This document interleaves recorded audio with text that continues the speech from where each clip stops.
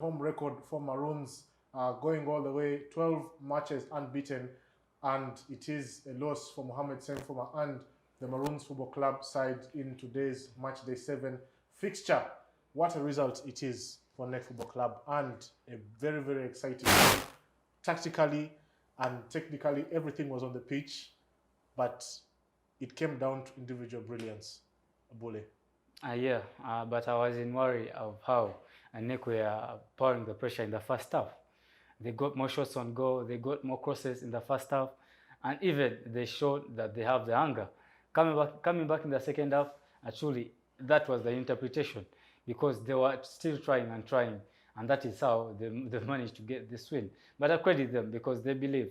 Going into Luzira Prison's ground and then getting that massive result that befell URAFC and some other clubs along the path, it's been a good show from them. But still, you must have those players that have really helped you to get that vital win. Chimero in the midfield, with the likes of Tembo Ibrahim in the midfield, who have really managed to battle it out with the likes of Etrude Abel and then Felix Okot, even Jackson Nunda, who was plucked out at the second half time. Still, Maroons FC, a poor show from the first half start and then up to the end. They started to pour in the pressure at the end of the second half.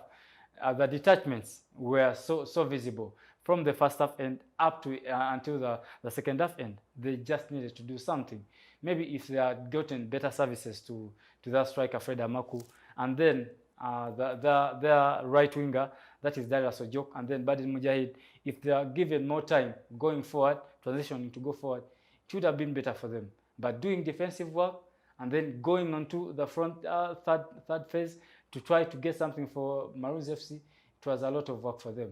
But a result is a result. A great play from NEC FC for this good result. Yeah, and before this loss, they got wins over Gaddafi, Arua Hill, UPDF, SC Villa, Onduparaka, draws against URA, Express, Bright Stars, Vipers, Bull, Football Club, Sports Club Villa, and URA up to this day, Tendo. Mohamed Senfuma's side has lost today, but it was coming down to which team is going to match the other, which team is going to get over the other team in terms of their tactical approach. And it looks like NEC has managed to do that today. How has the 90 minutes been for you so far? Well, I can sum it all up in one statement. Outthought, outrun, outscored. Okay. Hussein Mbalangu thought exactly what Maroons can do and came with an antidote. The players that he chose put in the passion, and you heard it from Shamir Chimwero. It wasn't the usual game tactics, and he said we had to stick to it. Outscored because they scored their goal. Maroons always had a chance to score. We know them, even in the last minutes where they can score, but they failed. Look at that goal. A full back who played the wing back, crossing to another wing back, and is already in the box, and putting a cutback to a midfielder, Alan Mugalu, who is also in the box. And then two strikers are there in the box. That means the passion that they put in to get this goal, really, they really dug into the tactics of the coach. Sometimes coaches bring tactics and you think they're not, up to it. But right. This is a team where when he thinks something, they take it. And they had come off a loss at home. This was a reaction they needed, and Mbalangu had gotten it. It was not easy to win at Luzira Prisons, but Mbalangu had done it several times, to the extent that even the team created bad tactics when he was coaching Arua Hill during the big league. So he believed in it, and he knew the tactic. Now, even when they had a chance to come back in the second half, I talked about them playing 4 people in the middle to try and have 2 people there, Sula Mpanga and Mpaji, Isaac. Isaac, yes. They chose to remove Jackson Nunda. That was a wrong decision. So the thought for that was wrong because they were panicking. It's like they had not really read into how Mbalangu always beats Maroons teams, because he does it with different teams. So that is a challenge of thinking at the match day. Yes. So the decision of removing Nunda was wrong, because Mpanga was supposed to go on the right and stop Data, and then Mpanga Sulampanga. So Mpaji on the right, on the left, and Sulampanga on the right. Sulampanga managed to try and stop Okocha. We saw him not running all the way like he was, but they did not stop Data because Mpanga came in the place of Jackson Nunda in the middle. That was a wrong tactic. But the thought was the same, but they had to retain him. And they had to bring Nasasira Ale to help Amaku. It was obvious to me that Amaku has those thoughts. Because I've been with players who are called to national teams. I've been with players who play on the national team.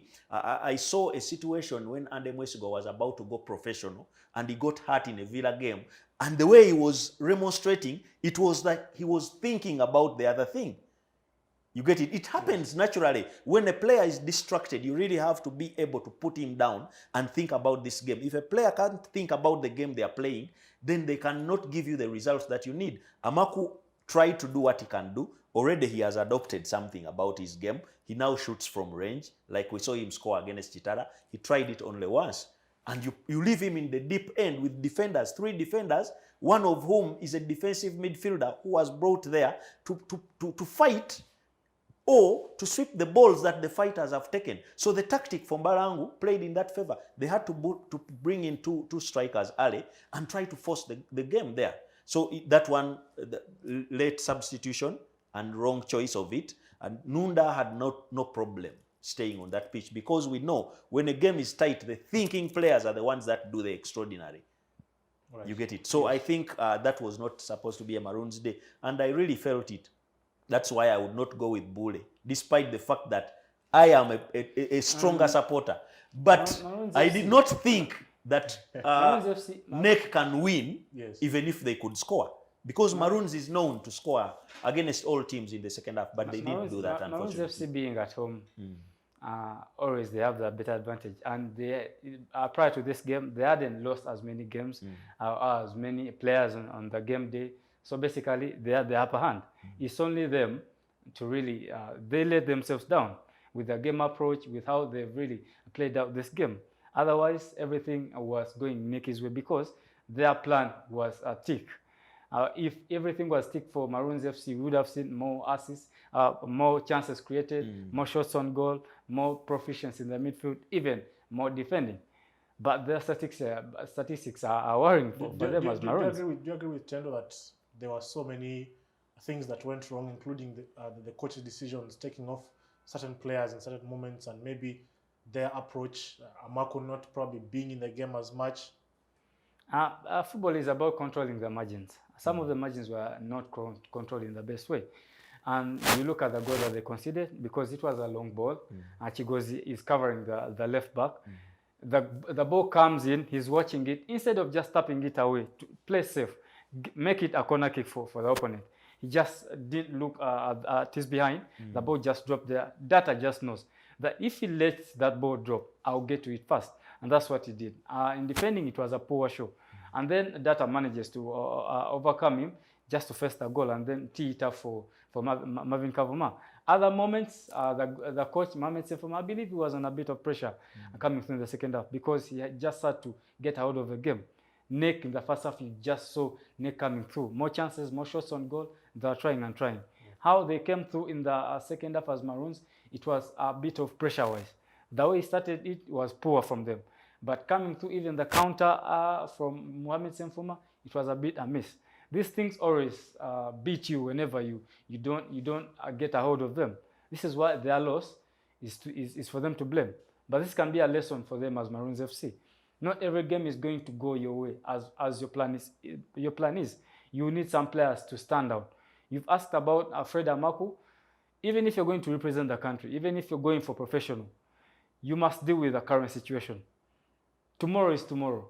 So it's a blank stare for him. No chance created, okay, shows a goal, but then no assist, no goal for him as a striker. That's not good for him. It was a really bad day. Because even the closest opportunity they got that is similar to the one that NEC got is the one Baden got on the right when he was put through. Yes. Look at what Data did. Data is a defender who is played as a wing back today. Baden is a forward. We know him even from school. And he chose to chip the ball in between the goal and the strikers, but not to anyone. Not in goal, but again, not to the striker. Now, that opportunity, if he wasn't sure about it, he would have gone inside like we saw Onzima doing against Arua Hill for Sports Club Villa. Yes, he had all the space and all that. So those small decisions, like he's saying, managing the margins, you could get only one chance, one clear-cut chance, and you think that you'll get many. So the decision-making there was very poor for them. And it's one of those days where, apart from Annington Sewarunyo maybe, who kept them in the game with that magnificent save of Marvin Kavuma, the others really have a lot of soul-searching to do. Everybody else on the pitch, including the technical team. Yes, and for the man of the match today, it is Shamil Chimwero.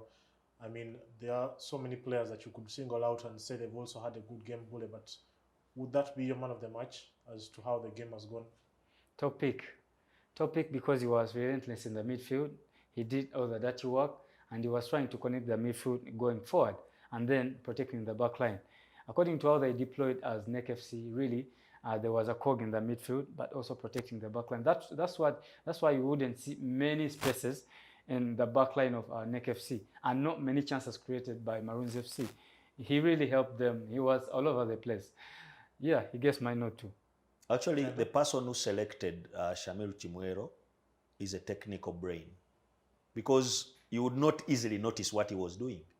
And I know so many people who are not very tactical, or who did not listen to what we talked about could happen in the midfield, did not see what he did. They could see Okocha running everywhere, who I think did very well.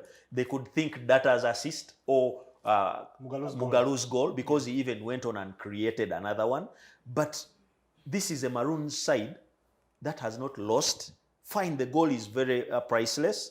But even the fact that they did not concede in the minutes, we know the Maroons score against Vipers, score against URA, score against Express, score against Villa, score against every team, even if they have conceded. They have stopped that. So, and it was not because of the agile goalkeeping or the good defending, but somehow, there was a veil created that the chances were decimated to shooting from distance.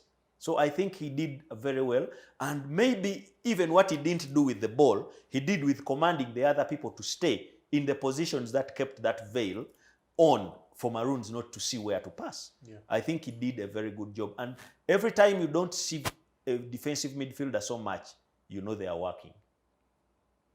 Well, he's the man of the match in today's game at the Luzira Prisons ground. And on the other side, Gaddafi have managed to defeat Mbarara City by 2-1. Waswa has lost against his former paymasters, Bule.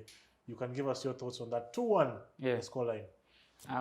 Good response for Gaddafi after getting that win versus NEC, and then you go win versus Mbarara City FC.